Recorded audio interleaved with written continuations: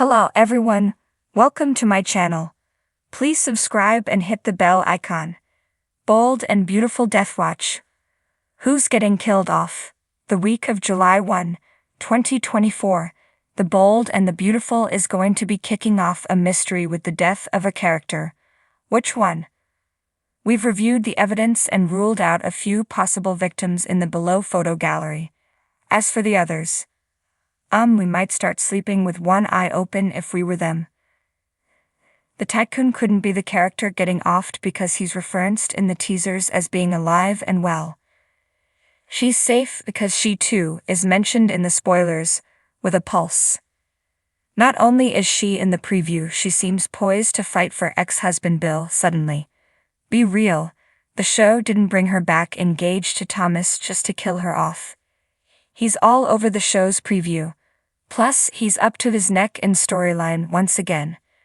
She in no danger. Old flame Thomas' engagement to Paris is only metaphorically killing her. If the soap had any intention of burying the Forrester patriarch, it would have done so during his health crisis last year. It would be too cruel to cut short her life just when she's starting a new one with Eric. Half the show revolved around Tridge's daughter. No way could she be the one in danger. Bold and Beautiful wouldn't dare kill off the doc after pretending to let him die a couple of years ago.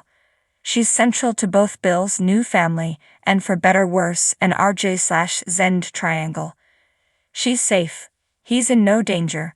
That recent promo shoot suggests that his interest in Luna hasn't waned.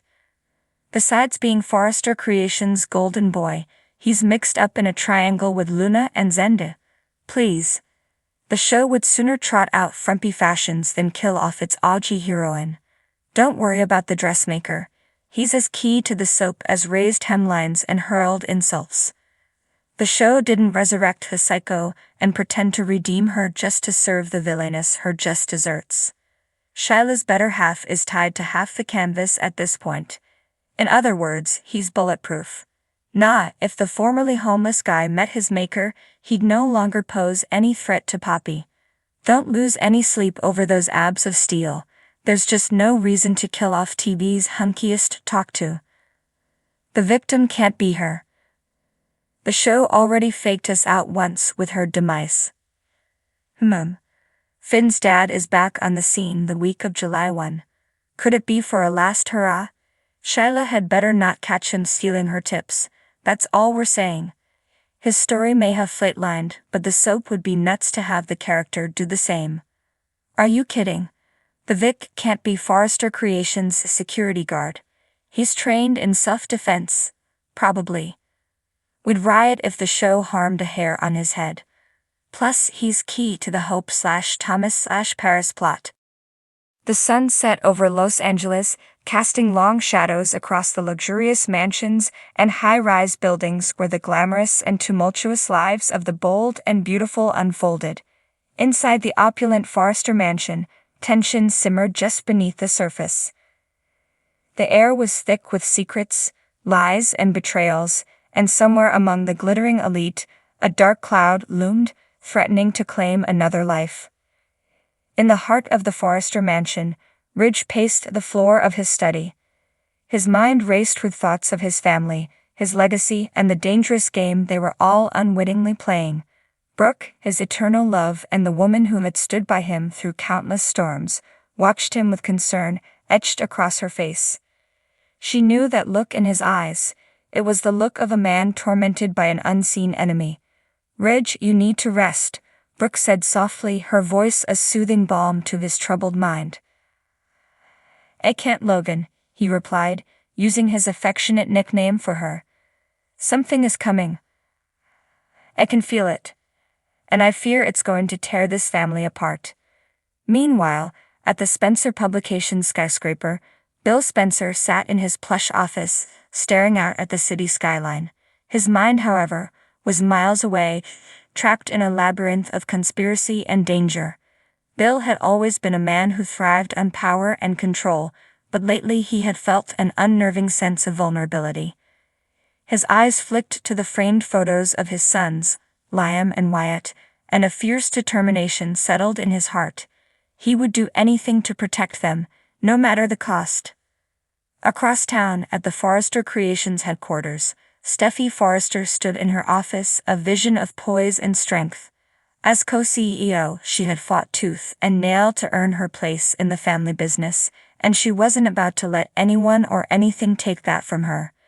Yet, as she glanced at her reflection in the floor-to-ceiling windows, she couldn't shake the feeling that danger was lurking just beyond the glass.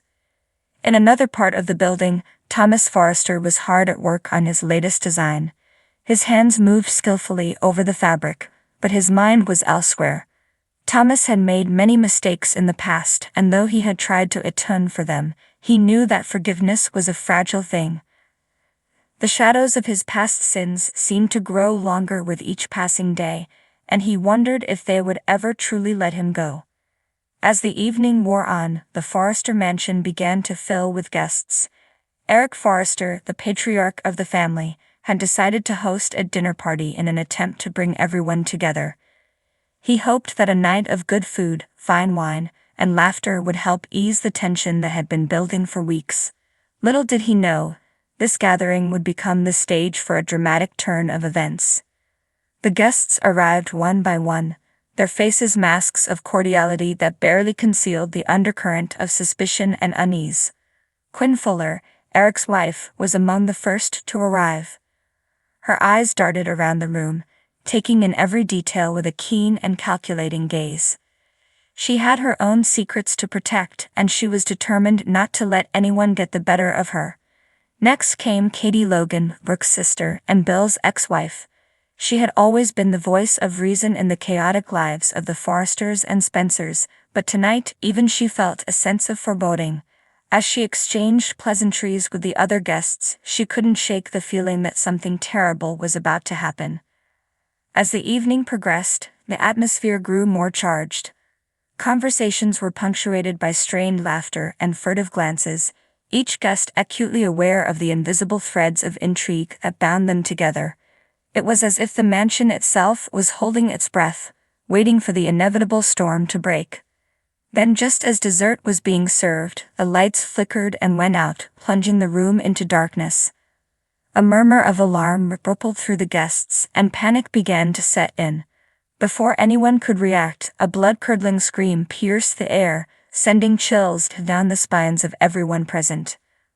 When the lights finally flickered back on, the sight that greeted them was one of horror.